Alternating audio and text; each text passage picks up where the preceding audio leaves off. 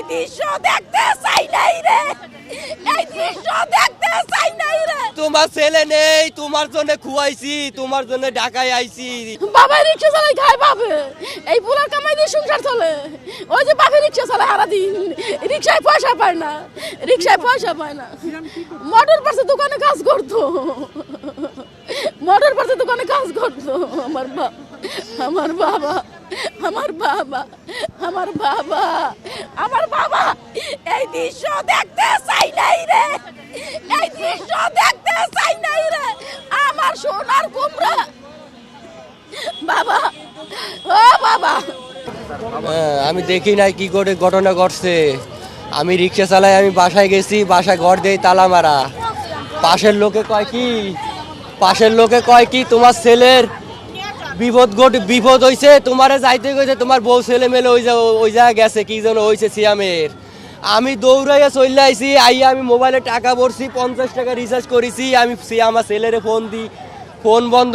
আমার বাড়িওয়ালারে ফোন দিই, ফোন ধরে না। আমি নিশ্চয় শুনি মনে হয় বিপদ হয়েছে, আমার পরানে কামড় দিছে, আমার ছেলে মনে হয় বিপদ হয়েছে। এর ভিতর আমার জেঠডসি দৌড়াইয়া আমার সামনে যাইয়া অজ্ঞান হয়ে পড়িছে।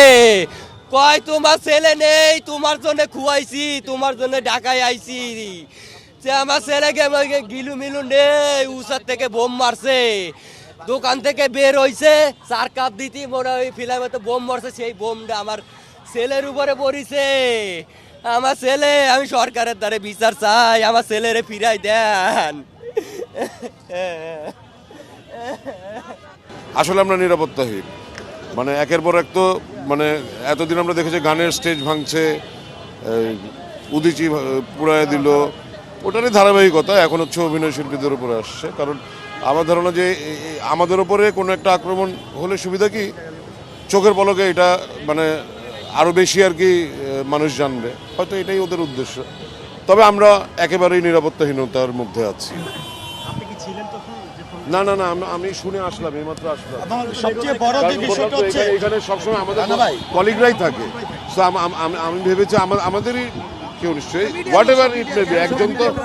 এখানে পাশেই একটা ফ্লাইওভার আছে, ফ্লাইওভার থেকে হয়তো বা কিছু একটা ককটেল জাতীয় কোনো দ্রব্য এখানে নিক্ষেপ করা হয়েছে। এখানে যে চা খাওয়ার জন্য যে দাঁড়ায় ছিল বা যে ভিকটিম বা ডিসিস্ট, তার নাম হচ্ছে সিয়াম এখানে চায়ের অর্ডারও দিয়েছে এবং চাটা সে ফারুক বানাচ্ছিল। ইতিমধ্যেই কিন্তু এই ঘটনাটা ঘটে, তার মাথার উপরে এসে পড়ার সাথে সাথে ওইখানে বিকট শব্দ হয়, প্রচুর ধোঁয়া উৎপন্ন হয় এবং সাথে সাথে পরে দেখে যে একজন সে পড়ে আছে। তো তার মাথার উপর আমরা মনে করতেছি যে এটা এই ককটেলটা তার মাথার উপরে পড়েছে এবং মাথার উপরেই বাস্ট হয়েছে। হওয়ার কারণে তার মাথার এই জায়গাটা কিন্তু পিছনের দিকে এই অংশটা এটা মোটামুটি 2 ভাগের মতো অবস্থা হয়ে গেছে। তো এখান থেকেই মৃত্যুটা হয়েছে। এখন আমরা চেষ্টা করছি যে এটা আসলে কোথা থেকে কেমনে কীভাবে বা কারা মারলো। আমরা সাথে সাথে আমাদের এই আশেপাশে যত এলাকা আছে সব জায়গায় চেকপোস্টটা অ্যাক্টিভ করা হয়েছে। আমাদের বম ডিসপোজাল ইউনিটের যারা বিশেষজ্ঞ সদস্য আছে তারা কিন্তু এখানে আসছে, তারাও এটা দেখেছে এটা ককটেল জাতীয় কোনো কিছু হবে। তো আমরা সব কিছুই আমরা পরীক্ষা নিরীক্ষা করতেছি, দেখতেছি, ইনভেস্টিগেশন করার পরে আসলে বুঝতে পারবো এটা কী হয়েছে। বিষয়টা সিম্পল, আমি বলি বিষয়টা হচ্ছে সিম্পল। এটা ইতিপূর্বে এসব এলাকা যেহেতু এটা ফ্লাইওভার আছে এবং জনাকীর্ণ এলাকায়, এসব এলাকায় একটু বেশি যানজট থাকে, উপরে ফ্লাইওভারটা তুলনামূলকভাবে একটু ফাঁকা থাকে, ওই জন্য আমরা ফ্লাইওভারে কিন্তু আমাদের ওই মোবাইলে বিশেষ করে মোটর সাইকেলে পেট্রোলিং আমরা দিয়ে থাকি। তো এখান থেকে মারার উদ্দেশ্য হচ্ছে এটা প্যানিক সৃষ্টি করা, যে জনমনে যেন আতঙ্ক সৃষ্টি হয়। এখান থেকে ইতিপূর্বেও বেশ কয়েকবার এরকম ককটেল কিন্তু মেরেছে। এই ককটেলগুলোর সাধারণত খুব বেশি ক্ষতি হওয়ার সম্ভাবনা কম, তখন যখন মাটিতে পড়ে এটা হয়তো বা যে ওদের যে ছোটো ছোটো স্প্লিন্টারগুলো আছে এগুলো মানুষের ক্ষতি হইতে পারে, যে পায়েটায় লাগতে পারে। কিন্তু এভাবে এই যে মাথায় লাগার কারণে যেটা হয়েছে এটা একটু এক্সেপশনাল আর কি। তো এটার মাথায় লাগার কারণে এটা বড় ধরনের একটা দুর্ঘটনা ঘটে গেছে। তো এটা আমরা নিয়ে কাজ করতেছি। এটা শুধু চার্চের বড়দিনের ঘটনা না, এটা মানে মাঝে মাঝে কিন্তু এই এলাকায় কিন্তু এই ধরনের ঘটনা ঘটেছে। এর আগে দেখেছি এই সন্ধ্যার সময় বা রাত্রে বিশেষ করে 7টা 8টা 9টার মধ্যে, 9টার দিকে এর আগেও বেশ কিছু ঘটনা এরকম কিন্তু ওই যে ককটেল বিস্ফোরণের ঘটনা ঘটেছে।